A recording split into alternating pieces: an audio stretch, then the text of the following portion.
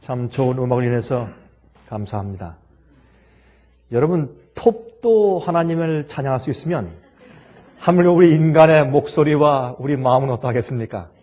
여러분, 성경에 말씀하기를 나중에 이제 내 생물이 주님을 찬양하면 24장로가 화답하고 천사들이 화답하며 온 만물들이 주님을 찬송한다 그랬습니다. 만물은 사실은 이성이 있는 생명체는 물론이고 이성이 없는 생명체도 찬송하는 것입니다. 여러분 아십니까? 지구가 돌면서 음악을 하는 것을?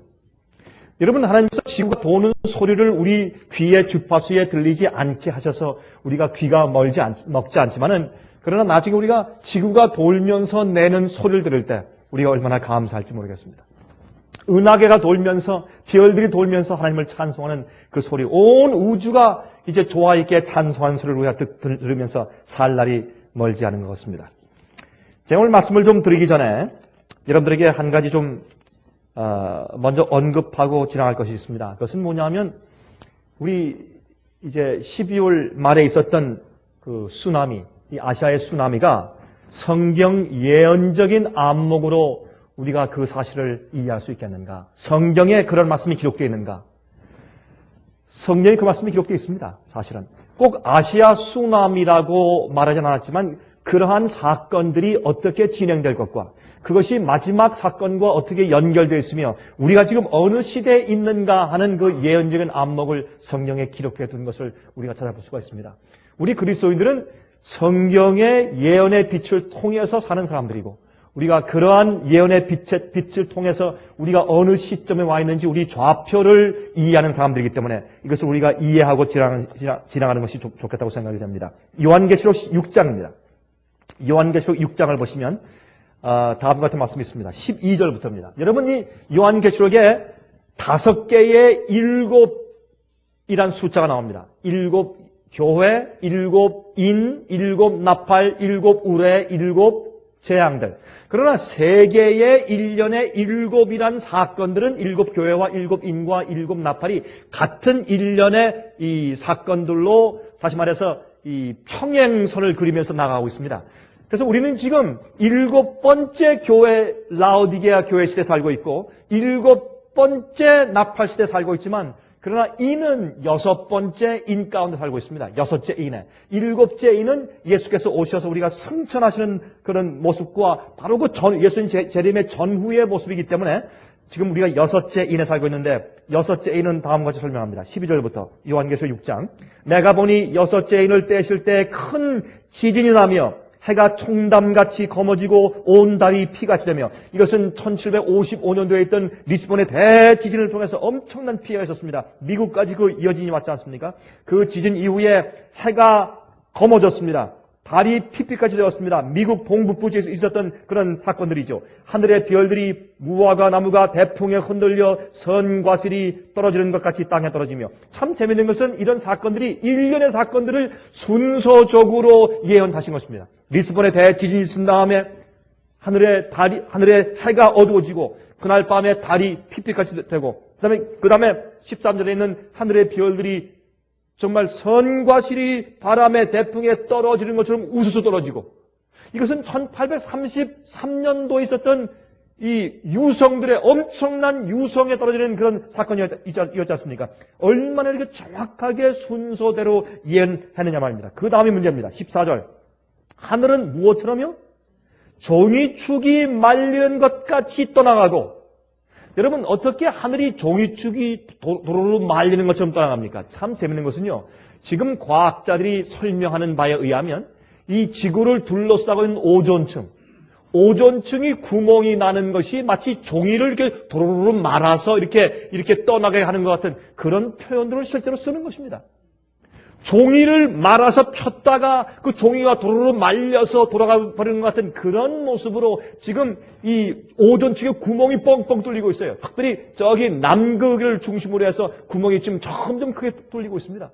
그래서 그것 때문에 물론 여러분 온도가 변하는 이런 온난화 현상 때문에 또한 엘니뇨 현상 때문에 문제가 있지만 특별히 오존층에 뚫리는 것 때문에 엄청난 피해와 그 다음에 이 일기의 변화가 있는 것을 우리가 알고 있는 것입니다. 여러분 아시다시피 제가 한 2주 전에 제가 뉴질랜드에 있었습니다. 제가 뉴질랜드에 있었을 때 참 이상한 것은 집회하면서 창문을 보니까 하루에 제가 이 과장하지 않고 한 12번씩 변해요, 날씨가. 하루에 한 12번씩. 진짜 절대 과장하는 것이 아닙니다. 여러분, 지금 첫 번째 아침에 새벽에 집회할 때는 막다가 아침 식사할 때는 그냥 비가 막 오다가 또 식사하고 좀 나가서 걸으려고 하니까 또 해가 쨍쨍 나고 조금 걷다가 보니까 또 중간에 또 구름이 끼면서 비가 또 오고 또 뛰어들어오면 또 쨍쨍하고 또 비가 오고 우박이 내리고. 그래서 뉴질랜드 사람들이 그런 말을 합니다. We have never seen things like this in our lifetime. 그렇게 말했어요. 우리 생애 가운데 이런 일을 본 적이 없습니다. 너무 이상합니다. 여러분 12월과 1월은 뉴질랜드에 아름답게 관광객이 많이 모이는 여름이에요. 그래서 여러분 12월과 1월에 거기 사람들이 그렇게 많이 가는 것입니다. 아주 이상한 그런 일기를 보고 있습니다. 오존층이 말리고 있습니다. 여러분 그런 입장에서 이게 보세요. 그 다음에 뭐예요? 그 다음에 사건이 뭐예요? 여기 보니까 각 산과 섬이 어디에서 옮기우매? 제 자리에서 옮기우매. 여러분 지금까지요 지진이 이 지구 역사 가운데 많이 났지만은 이번처럼 섬이 움직이는 것을 여러분 본 적이 있어요? 제 기억에는 없는 것 같아요. 과거에 있었는지 몰라요. 지금은 수마트라 섬 근처에 있는 그 지진 때문에 그 주위에 있는 몇 개 섬들이 2km가 움직였어요. 2km가 2000m가 움직여버렸어요. 몇 초 동안에 크게 움직여버렸어요. 여러분 그 주위에 있는 해안들과 그런 섬들에 대한 지도를 지금 다시 그려야 돼요 이제. 여러분이시여 우리가 지금 뭘 보고 있습니까? 지금 보면 분명히 이 세상은 6째 인이 차곡차곡 진행되어 가는 것을 우리가 보는 것입니다. 우리는 예언의 백성들이에요. 여러분 그 다음 보세요. 그 다음에 사건이 뭡니까? 15절. 땅의 임금들과 왕족들과 장군들과 부자들과 강한 자들과 각 종과 자주자가 굴과 산 바위 틈에 숨어 산과 바위에게 이르되 우리 위에 떨어져 보좌에 앉으신 이의 낙처서와 어린 양의 진노에서 우리를 가리우라. 그들의 진노에 큰 날이 이르렀으니 누가 능히 서리요 하더라. 무엇입니까? 예수님의 재림입니다. 예수의 재림입니다. 이것은 여러분 여기에 있는 내용을 가만히 보시면 1260년의 큰 환란이 있은 이후에 해, 달, 별의 징조가 있었고 하늘이 종이축처럼 말려가는 놀라운 그런 천재지변들이 있으면서 여러분 앞으로 이런 이 핵폭탄이 터지면서 우리 대기권이 탈 것이에요. 그건 예수께서 오실 때 있는 일이고 그러나 지금 정말 종이축이 말려가는 것처럼 떠나가는 이상한 일들이 천재지변이 보이면서 이제 각 산과 섬이 제자리에서 옮기는 일이 눈앞에 지금 보이는 것입니다. 여러분 보세요.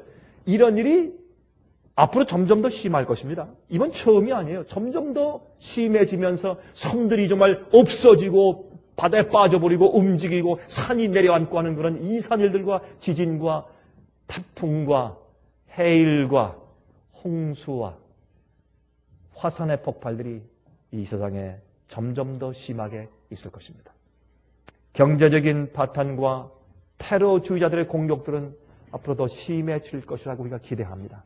우리가 모름지기, 우리가 정확하게 알 수는 없지만 그러나 성경 예언의 빛에 의해서 그렇게 차곡차곡 진행되는 것을 보는 것입니다. 그 다음에 이제 오는 것은 뭐냐면 예수님의 재림이다. 그렇게 아주 간략하게 예언했지만 그 순서가 얼마나 정확한지 모르겠어요. 정말 얼마나 정확한지. 저도 이 말씀을 가만히 제가 명상하면서 참 제 자신도 깜짝 놀랄 정도로 정확하게 표현된 것을 우리가 이제 보게 되는 것입니다. 제가 오늘 아침에 여러분들에게 하나님의 불에 대해서 좀 말씀을 좀 드리려고 합니다. 왜 하필 하나님의 불이냐? 제가 가만히 연구해보니까 성경 가운데 이 세상은 옛날은 물로 멸망됐는데 앞으로는 무엇으로 해요? 불로 멸망될 것이라고 설명했습니다. 특별히 베드로후서 3장을 보면 이 세상이 옛날에 한번 물로 멸망됐는데 지금은 어떤 시대냐? 기룡하는 시대다. 스카핑, 스콜딩, 조롱해요, 놀려요. 어디 하나님의 재림이 어디 있으며 예수 재림이 어디 있으며 아니 옛날부터 지금까지 세상이 그대로 있고 똑같이 해가 뜨고 똑같이 해가 지는데 무슨 재난이 있는가? 무슨 예수 재림이 있는가? 기롱하고 조롱하는 시대가 되었다. 왜? 옛날에 물의 심판을 사람들이 잊어버렸기 때문에 그걸 설명해요, 베드로가. 그러면서 앞으로 이 세상은 하나님 말씀으로 창조되었을 뿐더러 또 주의 말씀으로 보존되고 있는데 무엇을 위해서? 앞으로 불로 멸망될 것을 위해서 보존되고 있다. 하늘과 땅이 불에 타서 녹는다? 떠나간다 이제? 자, 그때 우리가 어떤 사람들이 되어야 마땅하뇨? 물었습니다. 거룩함과 경건함으로 주 예수의 오심을 바라보라. 그렇게 말씀을 해요, 베드로가. 근데 그 말씀을 하는데 그래서 거기 불로 이 땅이 다 녹아지고 하늘이 타버리고 그렇게 좀 설명합니다. 그렇게 설명하는데 이 세상은 한번 물로 멸망한 세상이 앞으로 불로 멸망합니다. 물로 멸망한 것은 보세요. 이것도 뜻이 있어요. 물은 겉으로 씻어요. 맞습니까? 불은 어딜 씻습니까? 속을 씻어. 속을 태워. 그래서 하나님께서 세상을 멸망시키는 것도 참 흥미가 있어. 왜 옛날에 물로 하셨느냐? 불로 한번 싹 태워버리고 다시 하시면 됐을 텐데 물로 씻었어요. 겉만. 왜요? 이 세상의 악의 죄의 팽배함 때문에 이 세상 역사가 그만 중단되어서 그 후세들이 태어나서 복음을 받을 기회가 없어질까 봐. 예수께서 태어나시고 성경 예언이 성취될 기회가 없어질까 봐 주님께서 세상의 역사를 계속 진행하셔야 되기 때문에 물로 주님께서 심판하시고 씻으셨어요. 다른 세대가 태어나게 했습니다. 그러나 이제 앞으로는 그것이 필요 없어요. 이 땅에 존재해온 모든 것들을 태울 겁니다. 찢기를 다 태울 겁니다. 속과 안과 밖을 다 태울 것입니다. 그리고 새로 창조하실 것입니다. 여러분, 그러므로 이 불로 태워서 이 세상을 멸망하시는 것은 더 이상 노아와 홍수처럼 심판한 다음에 또 다시 새로운 기회가 있다가 아니고 더 이상 기회가 없다고 말입니다. 그래서 불로 태운단 말입니다. 그런데 그러므로 성경을 말씀하기를 이렇게 말씀해요. 제가 많이 성경을 보니까 마지막 시대 불에 대한 말씀을 많이 하시는데 특별히 요한계시록 13장에도 하늘에서 불이 내려오게 함으로 사람들을 미혹한다 그랬어요. 이 불을 많이 해요. 요한계시록은 불에 대한 얘기가 많이 나옵니다. 그럼 이 왜 불인가? 이렇게 한마디로 결론을 먼저 말씀드리겠습니다. 성경은 말씀하기를 여러분과 제가 지금 하나님의 불을 받는 경험을 하지 못하면 우리가 나중에 하나님의 불로 태워서 멸망당합니다. 지금 하나님의 불을 지금 우리가 받아서 경험하지 못하면 이제 머지않은 장래에 우리가 불로 태워 죽임을 당해요. 그게 성경의 마지막에 대한 말씀입니다. 제가 어떤 때마다 이 하나님의 말씀은 참 오묘하고 깊어서 신묘막측해서 우리가 말씀을 읽을 때 어떤 때는 과거에 볼 수 없었던 것이 지금 보이고 또 미래는 지금 보지 못한 것이 미래에 또 보일 것이에요.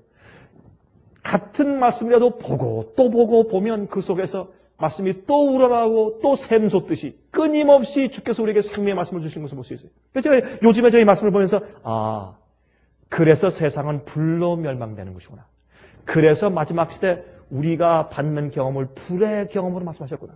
그래서 예수께서 말씀하기를 내가 이 땅에 화평을 주러 온 줄 생각하지 말라. 내가 이 땅에 무엇을 던지러 왔다? 불을 던지러 왔다. 예수께서 오신 것은 불을 주러 오신 거예요. 불을. 그래서 오순절 성령이 무엇으로 임했다고요? 불같이 임했다. 불같이. 그래서 우리가 여러분과 제가 이 교회 안에서 말씀을 통해서 불을 받는 경험을 해야 앞으로 불의 멸망을 피하는 겁니다. 자, 이제 먼저 우리 요한계시록 13장 11절부터 14절까지 있는 말씀을 제가 읽고 지나갑니다. 요한계시록 13장 11절부터 14절까지. 내가 봄에 또 다른 짐승이 땅에서 올라오니 새끼 양같이 두 뿔이 있고 용처럼 말하더라. 저가 먼저 나온 짐승의 모든 권세를 그 앞에서 행하고 땅과 땅에 거하는 자들로 처음 짐승에게 경배하게 하니 곧 죽게 되었던 상처가 나은 자니라. 큰 이적을 행하되 심지어 사람들 앞에서 불이 하늘로부터 땅에 내려오게 하고 짐승 앞에서 받은 바 이적을 행함으로 땅에 거하는 자들을 미혹하며 땅에 거하는 자들에게 이르기를 칼에 상하였다가 살아난 짐승을 위하여 우상을 만들라 하더라. 이게 무슨 말이냐면 마귀도 마지막 시대 교회 안에 각 개인 믿는 신앙하는 사람들 개인들 속에 하나님의 불이 내려올 것을 그가 알아요. 그 불을 통해서 교회가 부흥되고 그 불을 통해서 교회가 준비되고 정결케 될 것을 알기 때문에 마귀가 이 불에 대해서 거짓 기적을 베푸는 것입니다. 그 마귀의 거짓 뿔들이, 거짓 성령의 운동이, 거짓 성령의 능력들이 오늘날 교회 안에 가득 판을 치고 있지 않습니까? 이것이 거짓 부흥 운동이고, 이것이 거짓 성령 운동이며, 이것이 거짓 불의 역사입니다. 이렇게 거짓 불을 하늘에서 내려오게까지 하면서 미국이, 새끼양 같은 짐승이, 먼저 나온 짐승인 교황권을 더 높여 세우고 옛날 중세기에 핍박하는 세력을 다시 주기 위해서 역사하고 짐승을 위해서 우상을 만들고 절하라 하는 그 예언이 여기 기록되는 것입니다. 여러분, 하늘에서 말이죠, 불이 내려온 경우가 두 가지가 성경에 기록되어 있습니다. 첫 번째 언제입니까? 구약에. 갈멜산 위에. 그래서 갈멜산에서 이제 엘리야가 기도할 때 불이 내려왔습니다. 여러분, 그걸 우리 가만히 보면 참 재밌어요. 불이 내려올 때 엘리야가 먼저 바알 선자들이 막 춤을 추고 칼로 자기를 자해하고 그냥 댄스하고 난리 소리를 지르면서 이제 불을 내려달라고 자기들 신한테 예배드릴 때, 그렇게 할 때 그들이 몰래 갖다 불을 붙일까봐 가만히 엘리야가 주시했습니다. 몰래 불을 갖다 지필까봐. 그런데 지금 우리가 그렇게 할 수 없어요. 지금은 그런 시합이 아니니까. 그래서 가짜 불이 잔뜩 불타고 있어요. 마치 하늘에서 불이 내려온 것처럼. 이 불은 하나님께서 그 교회와 사람들을 인정해 주신다는 표로 내렸기 때문에 지금 성령이, 거짓 성령 운동이 잔뜩 있으니까 사람들이 성령이 임했다, 이상한 방언이 터졌다, 이상한 기적이 있다, 사람들이 막 이리 휩쓸리고 저리 휩쓸리면서 하나님이 그들을 인정해 준 것 같은 거짓 역사가 잔뜩 있지 않습니까? 여러분, 그럴 때 그때의 거짓 불을 내리기 위해서 기도한 사람들이 춤추고 난리였어요. 떠들고. 오늘날 떠들고 춤추고 북치고 노래하는 이런 시끄러운 예배들이 바로 그러한 옛날 바알신의 모습들을 가지고 있는 것은 참 흥미있는 문제가 아닙니까? 그러나 엘리야는 아주 진지하고 조용하게 그가 기도한 것을 볼 수 있고, 그때 하나님께서 불을 내려서 그 희생양과 그 제단과 그 뒤에 물까지 싹 태워서 재로 만들었어요. 그때가 처음이고, 두 번째는 오순절날 이른비 성령이 내릴 때 불의 모양으로, 불의 혀 모양으로 임하셨어요.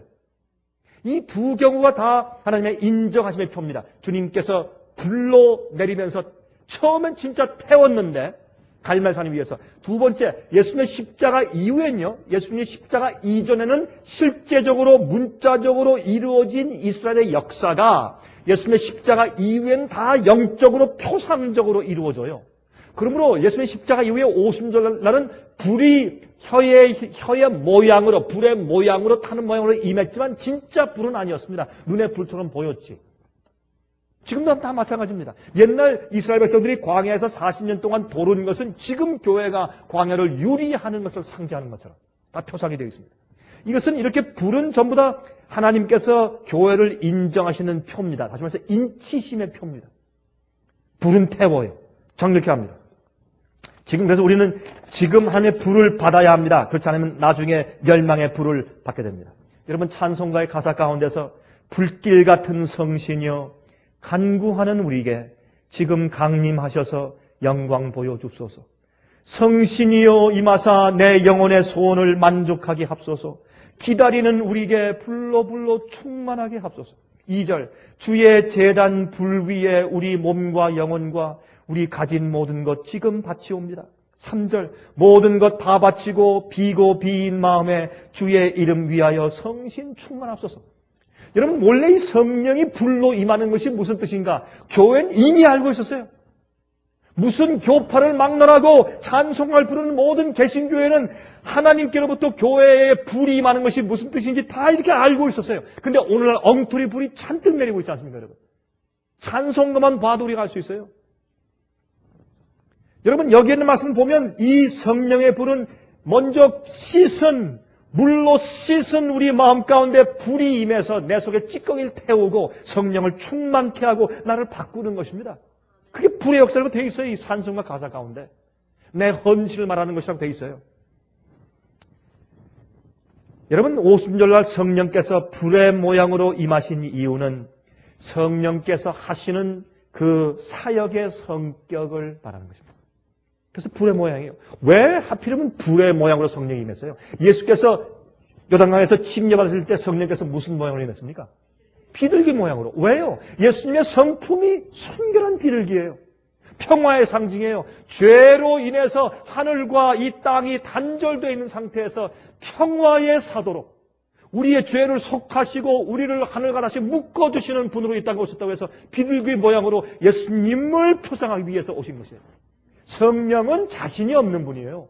성령은 인격체를 가지고 개체가 있는 분이지만 성령도 하나님이에요. 인격체가 있는 분이지만 그러나 성령에서는 자기가 없어요. 그래서 성령은 꼭 내리는 대상의 그 모습을 상징해 줘요. 성령께서 어떻게 했습니까? 예수님 위에 비둘기 모양으로 임했을 때 성령 자신을 드러내신 것이 아니라 예수님이 어떠한 분이신 것을 드러내기 위해서 성령이 비둘기처럼 임하셨어요. 그러면 오순절날 무엇을 임했습니까? 바로 기도하고 있는 약 120명의 다락방에 있는 그 준비된 사람들이 어떤 사람들인지 그들이 앞으로 어떤 일을 할지를 표상하기 위해서 불의 혀 모양으로 임했어요. 그게 성령이에요. 성령은 자기 자신이 없는 분이에요. 성령을 충만히 받은 사람들은 자기의 능력과 자기가 하는 일을 자랑하지 않습니다. 그런 사람이 아닙니다. 성령은 자기의 사역의 성격을 상징하기 위해서 불의 모양으로 임했어요. 첫 번째, 그럼 불은 무엇을 의미하는가 생각해 보십시다. 불은 무엇을 의미하는가? 불은 드러내요. 폭로시켜요. 물은 폭로시키지 못해요. 물은 겉에만 씻어요. 그렇죠? 불은 태워요. 화상을 입으면 속에 있는 뼈가 드러나요. 물은 그렇게 할 수가 없어요. 불은 내 속에 있는 모든 것을 드러내요. 그래서 고린도전서 3장 13절은 말씀하기를 각각 공력이 나타날 터인데 그날이 공력을 밝히리니 이는 불로 나타내고 그 불이 각 사람의 공력이 어떠한 것을 시험할 것이라고 그랬어요. 주님께서 우리 속에 있는 것을 드러내시고 불로 나타내시고 또한 사람의 공력이 어떠한 것을 시험하실 때 불로 하신다. 불로 하신다. 성령의 역사예요. 성령의 역사예요. 여러분, 예수께서 이 땅에 오셨을 때 침례 요한이 뭐라고 했습니까? 나는 너희를 물로 침례를 주거니와 내 뒤에 오시는 이는 내가 그의 신을 들기도 감당치 못할 텐데 그는 너에게 무엇으로 침례를 줄 것이라? 불로 침례를 줄 것이라 했어요. 불로. 여러분, 우리 속에 있는 모든 것을 다 드러내셔서 알게 하셔서 내 속에 있는 찌꺼기를 태우시는 분이에요. 그러므로 주님께서 성령이 내 마음 가운데 임하면 내가 전적으로 굴복하고 회개하든지 안 하고 거절하든지 둘 중에 하나지. 중간은 없어요. 성령이 내 가슴을 치면, 내 속에 죄가 드러나면 내가 저 앞에 난 죄인입니다. 날 불쌍히 여기서 하고 딱 엎드려져서 저 앞에 굴복해서 씻든지 태우든지 아니면 내가 거절하고 아닙니다 하든지 조금 기다리십시오 하든지 거절하든지 둘 중에 하나밖에 없어요. 물과 불에 태우면 다른 것이에요. 말라기 3장 2절 3절 그의 임하는 날을 누가 능히 당하며 그의 나타나는 때 누가 능히 서리요 그는 금을 연단하는 자의 불과 표백하는 자의 잿물과 같을 것이라 그가 은을 연단하여 깨끗게 하는 자같이 앉아서 레위 자손을 깨끗게 하되 금, 은같이 그들을 연단하리니 그들이 의로운 제물을 나 여호와께 드릴 것이라. 여기 하나님께서 우리를 어떻게 해요? 우리를 연단하실 때 어떻게 한다고요? 은을 다루는 자의 불과 같이. 무엇입니까? 은을 녹일 때 그 불은 가장 높은 온도의 불이에요. 금을 녹일 땐 쉬워요. 금은 잘 녹으니까. 은은 잘 안 녹아요. 은을 녹을 때는 정말 높은 고도의 불을 피워야 합니다. 내가 불을 주는데 어떻게 우리 속에 숨겨져 있는 우리 밑바닥에 깔려있는 그 찌꺼기, 자존심, 몽땅 다 오해, 질시, 질투, 세상에 대한 사랑, 모든 거 꽁꽁꽁꽁 그 카텐 뒤에 감춰있는 모든 찌끼와 죄악들이 전부 드러날 수밖에 없는 뜨거운 불로 태우시는 겁니다. 그게 성령을 받는 겁니다. 여러분 그런 느낌을 느낄 수 어떤 때는 내가 이런 죄까지 주 앞에 안 드릴 수가 없구나. 내가 이런 게 내 속에 남아있다니. 내가 이것조차 주 앞에 드리지 않을 수가 없다. 내가 태움당해야지. 그런 느낌을 자주 느끼시지 않습니까? 여러분, 우리가 굴복 안 하면 주님께서 우리를 태우시는 불의 온도를 점점 더 뜨겁게 올리시는 거예요, 여러분. 고통을 덜 당하시려면 낮은 불에서 굴복하세요. 그게 편해요, 여러분. 자꾸 여러분 고집 부르다가 점점점 뜨거워져서 나중에 다 온 전시 태워 죽인다 하지 말고 고통스러워 죽어요, 여러분. 멸망당해요. 지금 불을 곱게 발아야지 이거 불 자꾸 거절하면 참 엄청난 일이 이르러옵니다. 그래서 주님께서 여기 연단하는 자 같이 앉아서, 왜 앉아서 해요? 예수님 급하실 게 없어요. 빨리 하자, 이게 아니에요. 우리의 선택과 우리의 뜻에 따라서, 너 싫어? 알았다. 그만이. 여러분, 제가 며칠 전에 이 멕시칸 사람들 몇 명을 만났더니 저한테 자기가 한국어를 안돼요. 뭘 아느냐? 빨리. 한국 사람들이 제일 많이 하는 말이 빨리라고 빨리 자기 제일 먼저 배웠대. 빨리. 사실이에요. 이 한국 사람들이. 빨리 러시하는 거. 우리가 뭐든지 그래요. 근데 하나님은 그러신 거잖아요. 하나님은. 여러분, 우리가요, 재촉하는 성격이 있어요. 우리의 품성이 성장하고 완숙하게 올라가잖아요. 그러면 성경이 말하기를 우리가 누구의 형상까지 이르러. 예수 그리스도, 우리의 교회의 머리이신 예수 그리스도의 분량까지 성장하라. 맞습니까? 그러면 예수님의 그 성품의 분량에 아주 꼭대기 있는 분량 가운데 하나가 뭔지 아십니까? 기다리는 거예요. 참, 이게요, 참 여러분 제가 솔직히 말씀드립니다. 요즘에 와서 얼마나 제 가슴에 와서 그게 사무치는지 모르겠어요. 하나님은 그러신 분이구나. 저는 어떤 때 사업을 할 때도 계획을 할 때도 뭘 할 때 그냥 이걸 빨리 해서 성취해야지, 이거 해야지, 저거 밀고 나가야지, 이걸 이루지, 언제 일을 다 하나 말이에요. 예? 때는 다 됐는데 가만히 보니까 하나님의 성품이 아니라 그게. 하나님은 그렇게 하신 법이 없어요.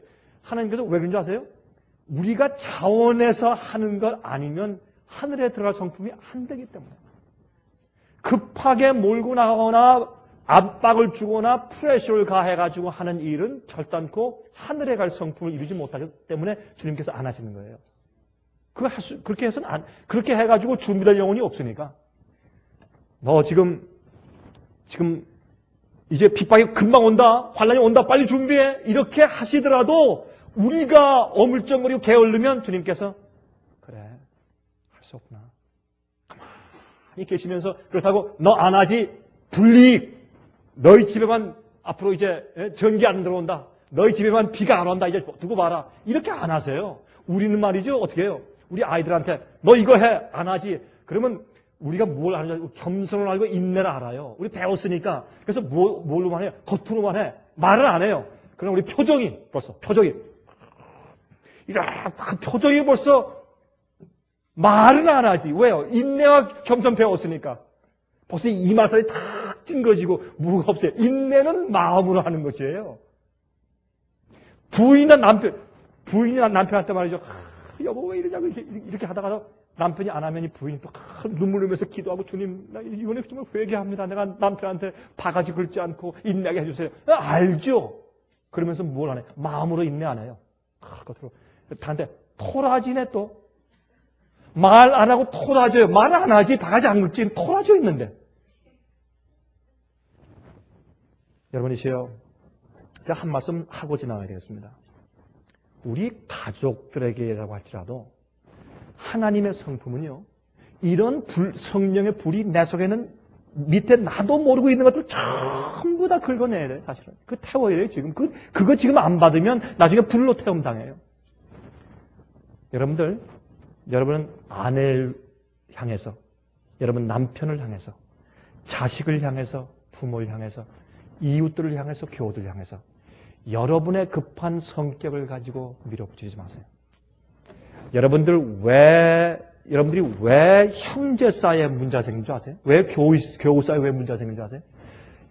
여러분이 하는 일이 진리요. 여러분 하는 일이 옳고 맞아요. 그런데 그걸 하나님의 성품으로 안 해. 내 성질로 하지. 그래서 문제가 생기는 거예요.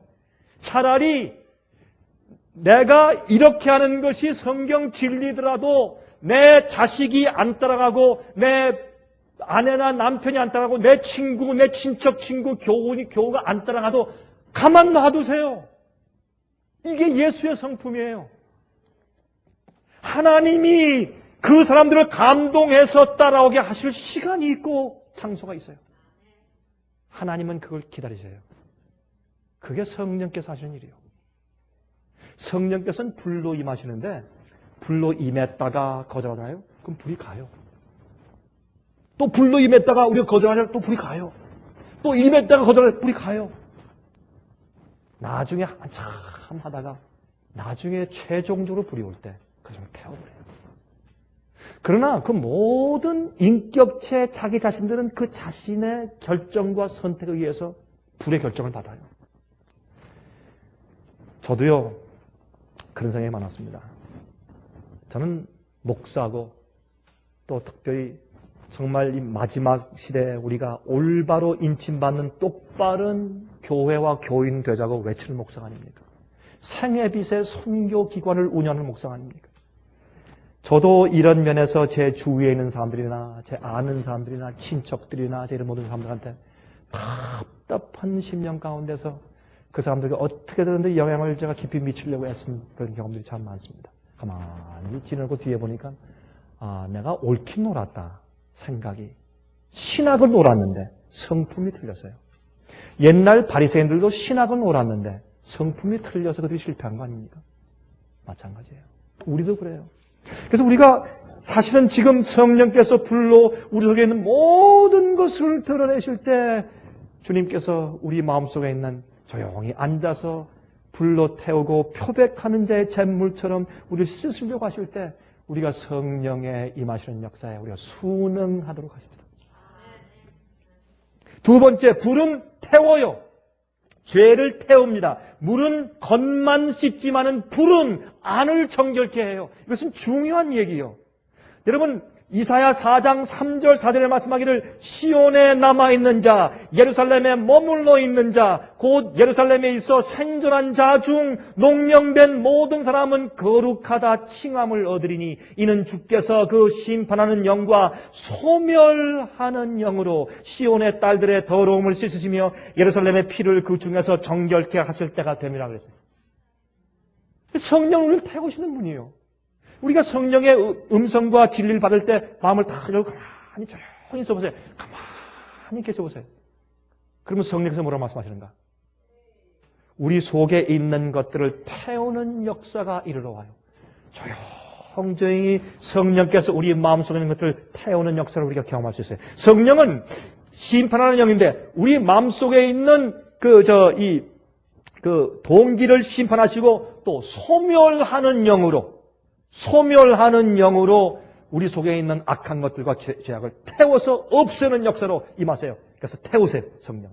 또 히브리 12장 28절과 29절에 말씀하기를 그러므로 우리가 진동치 못할 나라를 받았은즉 은혜를 받자 이로 말미암아 경건함과 두려움으로 하나님을 기쁘시게 섬길지니 우리 하나님은 무슨 불이라? 소멸하시는 불이라. 하나님은 태우는 불이에요. 태우시는 불이에요. 여러분, 그래서요, 제가 이 말씀 읽으면서 하나 이해했어요. 그렇구나. 어떤 때는 말이죠, 제 자식들에게, 아니면 제 아내에게, 아니면 제 친척들에게, 아니면 제 형제 자매에게, 아니면 제 교우들에게도 말이죠. 제 가까이 있는 사람들한테, 어떤 때는 제 친형제 자매들이라고 할지라도, 제가 늘 눈에 보이지 않으면 친형제 자매도 멀어져요. 그렇죠? 금방 눈에 보이는 사람들만 내 이웃이 되지. 내 이웃들이란 말이죠. 그런 사람들. 이 하나님은 말이죠. 태우시는 불이기 때문에 죄와 함께 같이 존재하면 그 죄가 타버려요. 그래서 하나님께서 조심하세요. 그래서 하나님께서 우리한테 나타나시질 않으세요. 어떤 데 우리가 하나님 왜 안 나타나시는가? 참 불평을 많이 해요. 주님께서 보이지도 않고 말이지. 계시도 안 해주시고 천사도 한 명 안 보여주시고 그렇게 많은데. 불평 많이 하는데 사실 그런 것들이 보이면 한번 그런 걸 보면 그 다음에 또 믿기 위해서 그보다 더 큰 역사가 나타나야 믿게 돼요. 우리 마음이 어떤 빛을 받고 불을 받고 나면요 더 감각이 둔해져요. 여러분, 우리가 이해 못하는 놀라운 일들이 있기 때문에 하나님께서 조심하시는 것이에요. 늦음의 성령이 그래서 안 임하는 거예요, 지금. 늦음의 성령이 임하면 그때 딱 끝나버리니까. 그 성령 받지 않는 사람은 다 끝나버리니까. 참 여러분 중요한 얘기들이에요. 그래서 하나님께서는 조심해서 안 나타나세요. 그래서 누굴 보내셨어요? 예수를 보냈어요. 어떻게? 우리와 같이 견딜 수 있게, 우리가 같이 지내고 해도 하나님으로 안 보이고 내 형제, 내 같은 육신 가진 사람으로 보이는 사람으로 보내셨어요. 그게 예수님의 성육신이에요. 우리도 좀 성육신을 해야 돼요. 이게 무슨 말인지 아세요? 성육신. 어떤 땐 우리가 진리의 빛이 너무 밝아가지고, 여러분 그래야 안 그래요, 여러분들? 여러분 솔직히 말씀하세요. 다 고백하시라고. 여러분 속에 진리의 빛이 너무 밝아가지고 옆에 사람들이 여러분 옆에 살질 못해. 여러분 음식물 탁 먹다가 딱 먹다가 이게 여러분이 철저하게 먹는 음식보다 조금 못하게 옆에서 먹죠? 그럼 여러분 눈을 봐요. 눈이 가만히 있질 않아요. 다 옆으로 찢어져가지고 이렇게 딱 옆으로 가지고 다 아주 딱 내리 깔고 말이죠. 이렇게.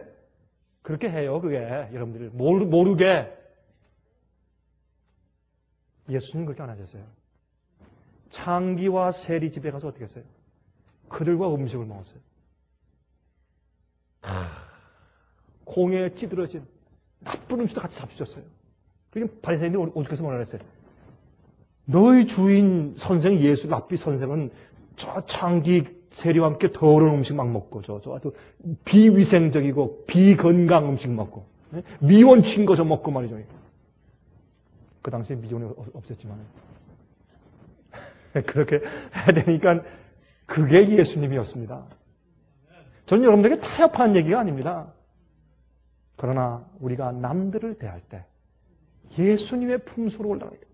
그래서 가만히 보니까 하나님은 소멸하신 영인데 그렇기 때문에 우리의 처지와 그 수준을 아시기 때문에 예수님께서 오실 때 당연히 아버지께서 와서 나다 너 보고 싶었다 이렇게 안 하신다고 아버지께서 이 육신을 쓰고 참 우리처럼 우리가 볼 때 아무 문제 없을 예수님을 어린 아기로 태어나서 보내셨어요. 그냥 예수님 갖다가 하늘에서 먼저 뚝 떨어뜨려서 나다 이렇게 왔으면 또 우리가 놀랄 거 아니에요. 이분 따져보자. 이분이 어디서 왔느냐 어디 출생을 따져보면 우리 인간이 아니다. 누구냐 천사냐 이렇게 할 게 아니에요.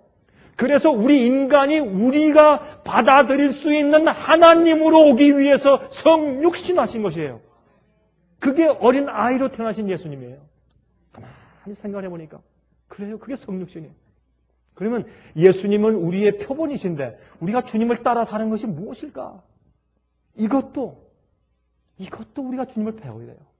남들을 어떻게 취급하는가 하는 것은 예수님의 품성을 배우는 데 있어요. 그래서 하나님께서 임하시면 우리를 태워요. 그런데 문제는 어떻게 하냐? 예수님은 그랬는데 이렇게는 안 했지만 예수님의 생애가 너무 깨끗하기 때문에 주위에 있는 사람들이 볼 때 어떻게 해요? 감동을 받아서 그를 양심이 가책을 받아서 예수님의 생을 볼 때 탔어요. 예수님의 영광과 그 광채와 능력은 예수님의 그 육신의 모습으로 감추어 쌓여 있었지만은 그러나 그분의 생애 때문에 그들이 탔어요. 하나님의 임재고 성령의 임재예요. 또 하나만 이해해 보십시다. 그러면 예수님께서 당신 속에 있는 소멸하는 성령이 어떻게 나갔냐 말이에요. 사랑으로 나갔어요.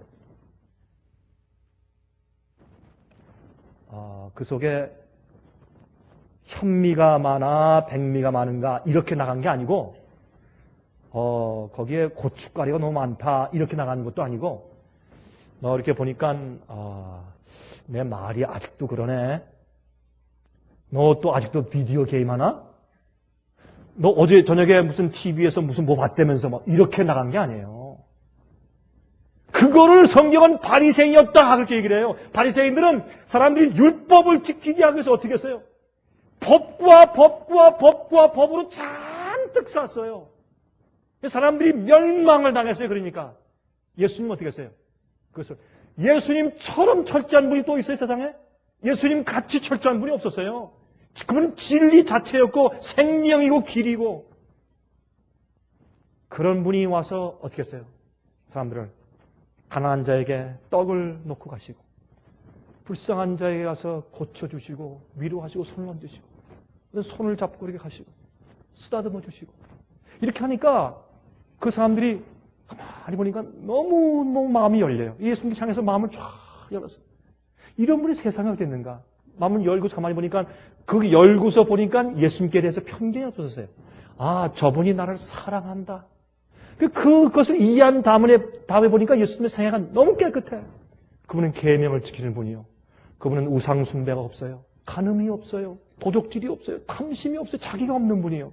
그 거룩하신 정말 조목조목 거룩하게 온전히 계명을 지키시는 예수의 품성을 보았을 때 사람들이 감동을 받고 그의 소멸하는 영으로 그들 심령이 태워짐을 받아서 회개하게 된 것이에요.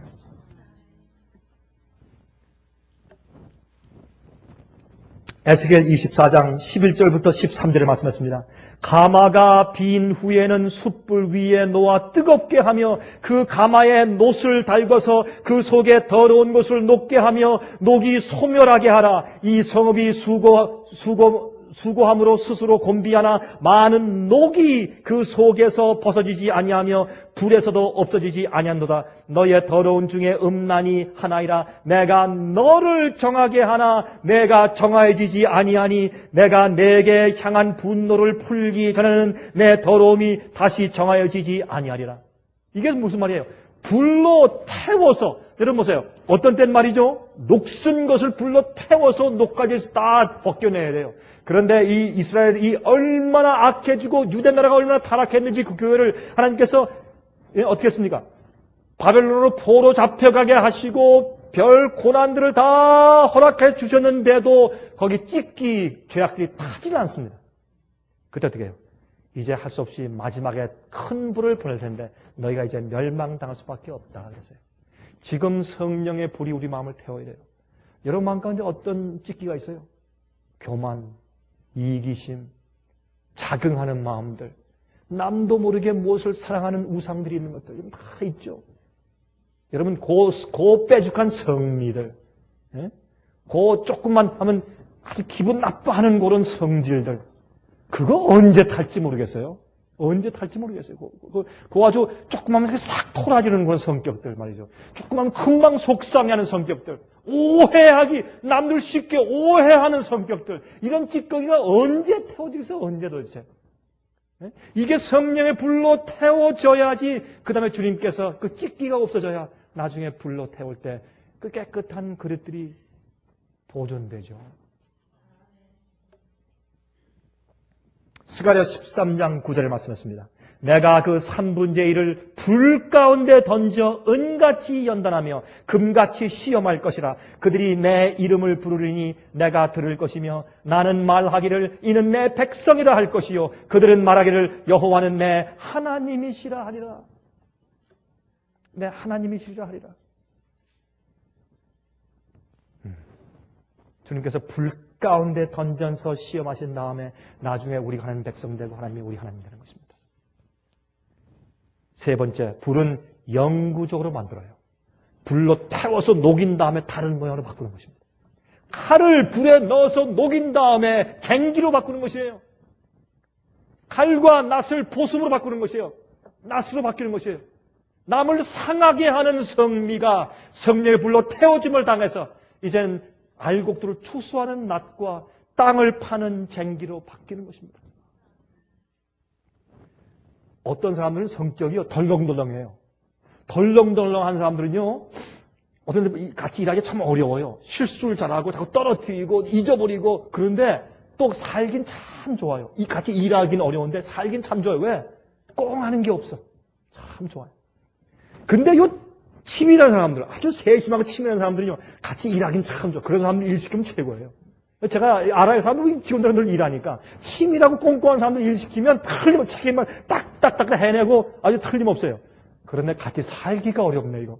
한 방에 자다가 숨이 막히는 것 같아요. 예? 제가 그런 사람 알아요.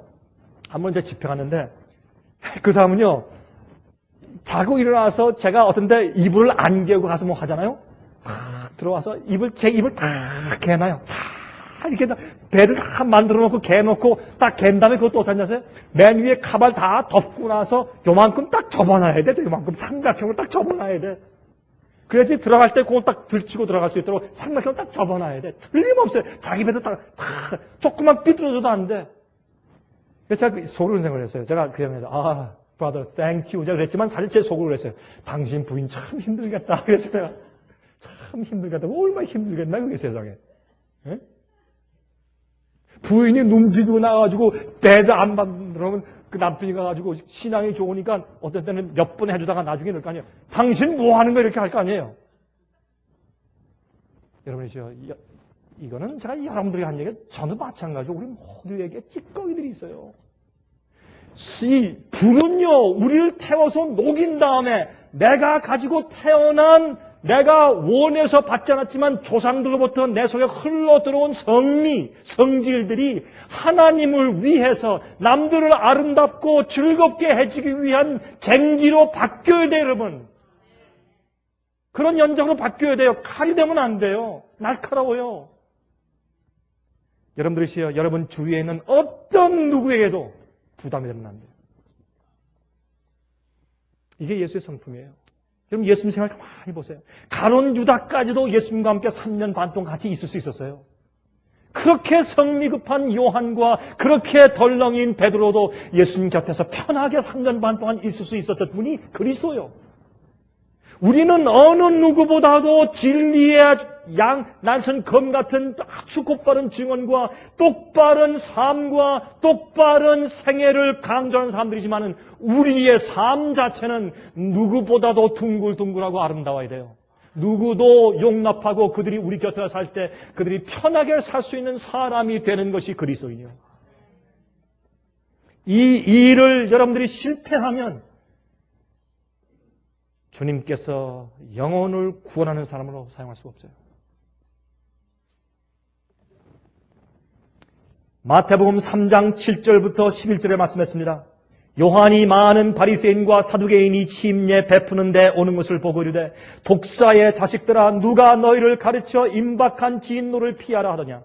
그러므로 회개에 합당한 열매를 맺고 속으로 아브라함이 우리 조상이라고 생각지 말라. 내가 너희에게 이르노니 하나님이 능히 이 돌들로도 아브라함의 자손이 되게 하시리라. 이미 도끼가 나무 뿌리에 놓였으니 좋은 열매 맺지 아니하는 나무마다 찍혀 불에 던지우리라. 나는 너희로 회개케 하기 위하여 물로 침례를 주거니와 내 뒤에 오시는 이는 나보다 능력이 많으신지라. 나는 그의 신을 들기도 감당치 못하겠노라. 그는 성령과 불로, 성령을 불로 상했어요. 성령과 불로 너에게 침례를 주실 것이다. 우리가 예수를 바라보면 예수님과 같지 않는 품성과 성질들이 타는 것입니다. 녹아져 버려요. 우리는요, 여러분, 처음 시작하는 사람에게 무엇이 있어요? 첫 사랑, 정력, 열정이 있어요. 뜨거움이 있어요. 조금 지나면 이렇게 식어져서 뜨뜻 미지근해져 버려요. 온천물이 한참 흐르면 뜨뜻 미지근하고 역겹지 않습니까? 그러나 우리 그리스도인은 그거 아니에요. 처음엔 열성이 있어요.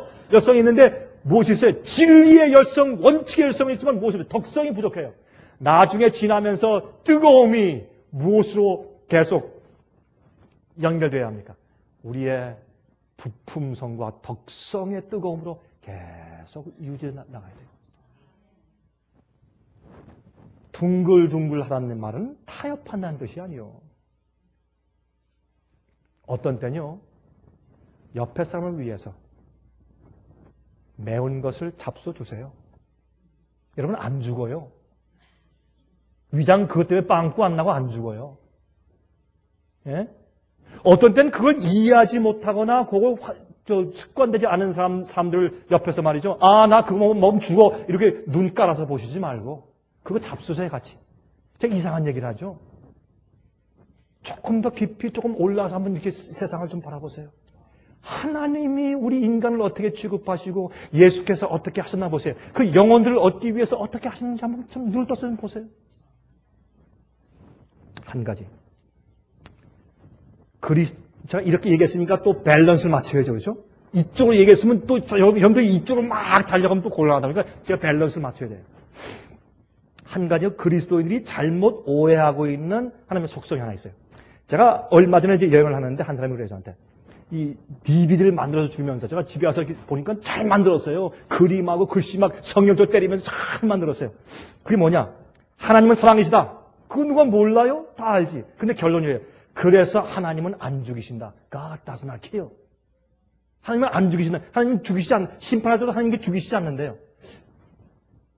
그래. 물론 이런 얘기 많이 들어왔지만 그렇게 아주 정확하게 말하는 사람은 제가 별로 못 만났어요. 그런 걸 많이 알았지만. 그래서 제가 질문하기 시작했어요. 하나님께서 죽이시지 않는다. 하나님 사랑이시니까. 그래 물었어요. 마지막 지옥불 태워서 없애는데. 그건 악인들을 사탄이 죽이는 겁니다. 그래요? 하나님께서 불을 내리시는 게 아니고 사탄이 죽이는 겁니까? 네, 그렇대요.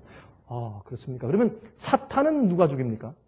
사탄은 자살하는 거래요. commit suicide. 자기가 죽는 거예요. 자기 속에서 뱃속에서 불이 나와서 죽는 거래요. 자살하는 거래요. 그렇습니까? 그러면 노아 홍수 때 심판은 누가 한 겁니까? 그건 하나님께서 하신 게 아니래요. 그래서 하나님께서 모든 게 수동적이에요. 능동적. 하나님께서 하시는 게 아니라 다 가만히 이렇게 손팔짝 끼고 가만히 계시면 자동적으로 다 생기는 일들로 설명을 해요. 다시 말해서 하나님의 사랑을 강조하는 건 좋은데 좀 삐뚤어나간 거예요. 하나님은 항상 능동적인 분이세요. 소돔과 고모라 마귀가 한 거 아니야. 하나님이 심판한 거예요. 불 내린 거예요. 성경은 하나님께서 하늘에서 불이 내리셨다고 그랬어요. 영원한 불로 멸망케 하셨다고 말했어요. 더 이상 붙이면 안 돼요. 또 시내산의 금송아지 숭배. 땅이 꺼져서 들어갔어요. 그럼 마귀가 했나? 마귀가 왜 그걸 해요? 좋은데, 자기 편리 되는데. 하나님이 땅이 꺼져서 들어가게 하셨어요. 하나님이 하신 것이에요. 여러분 이걸 알아야 돼요. 하나님이 악인을 죽인다, 멸망시킨다, 불로 태운다 그러면 살아계 하나님이 어떻게 그렇게 하나? 십자가에 달리신 예수님이 어떻게 그런 일을 하나? 그건 맞지 않는다. 여러분 오해예요 그게. 그게 아니고 하나님은 의인과 악인이 영원히 같이 존재하면 그게 부당하고 그게 악이에요. 그래서 할 수 없이 눈물을 머금고 악을 없애고 죄를 없애고 악의 창자를 불러 태워서 없애는 그것이 자비요 사랑이요 은혜예요 그게. 여러분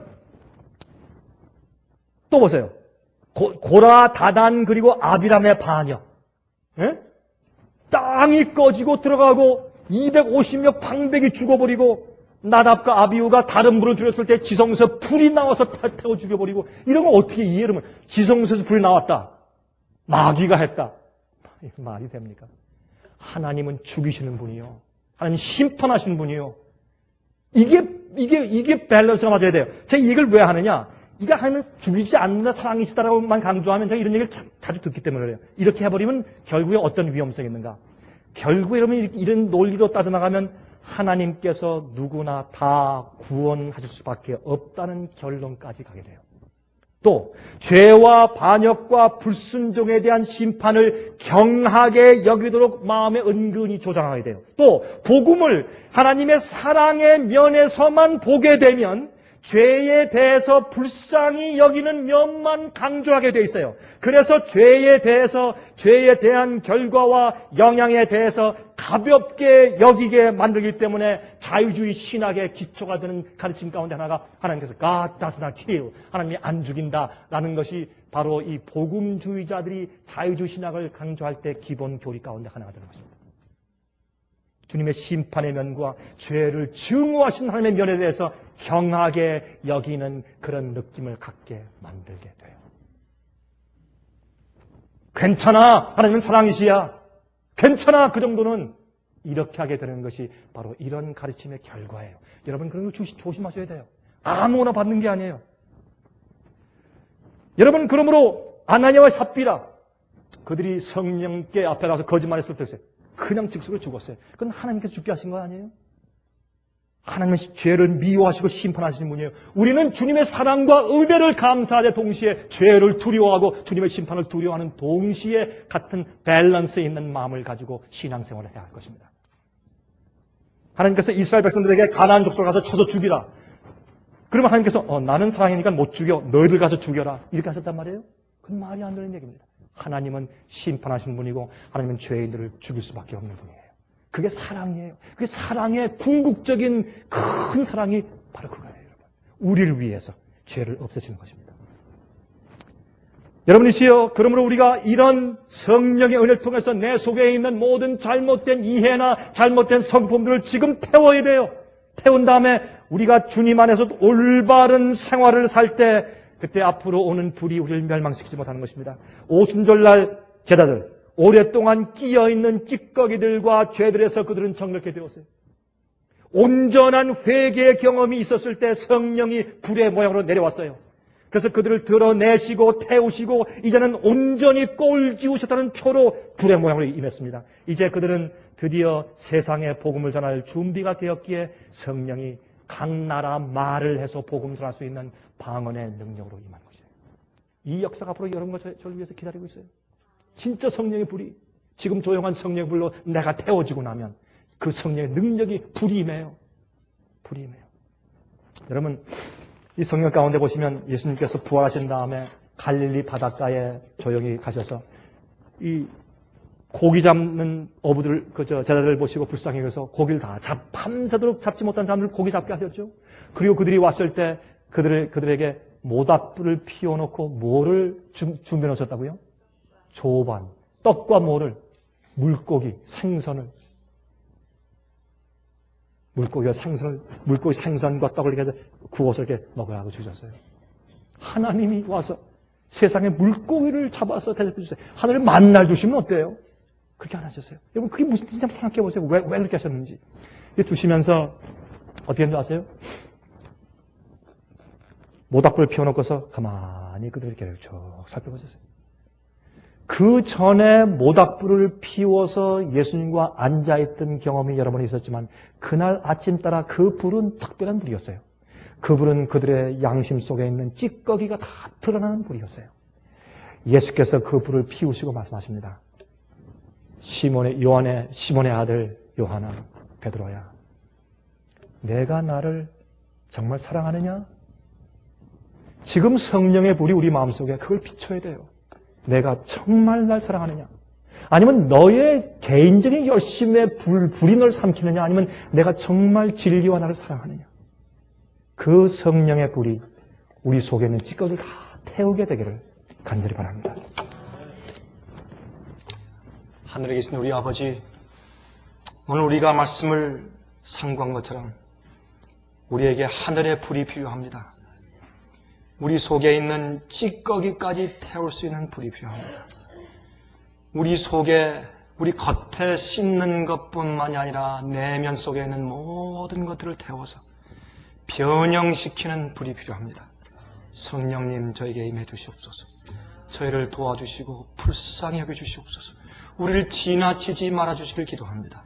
주여, 마지막 때 사는 것이 분명합니다. 저희를 이끄셔서 참된 진리의 사람들 되게 해 주시옵소서. 예수 그리스도 이름으로 간절히 기도합니다. 아멘.